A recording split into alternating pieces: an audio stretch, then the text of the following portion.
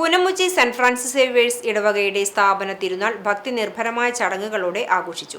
വെള്ളി, ശനി ദിവസങ്ങളിലായാണ് കൂനമുച്ചി ഇടവകയിലെ 102ാം സ്ഥാപന തിരുനാൾ ആഘോഷിച്ചത്.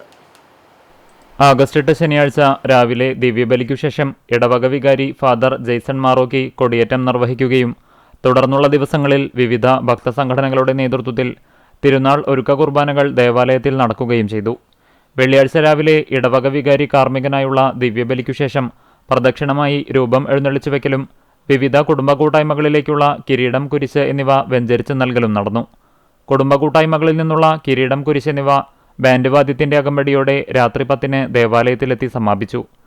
തിരുനാൾ ദിനമായ ശനിയാഴ്ച രാവിലെ 10-ന് ആഘോഷമായ തിരുനാൾ പാട്ടുകുർബാനയ്ക്ക് ഫാദർ പ്രജോവ് വടക്കേത്തല മുഖ്യ കാർമ്മികത്വം വഹിച്ചു. ഫാദർ സെൽജോ വെളിയനൂർക്കാരൻ തിരുനാൾ സന്ദേശം നൽകി.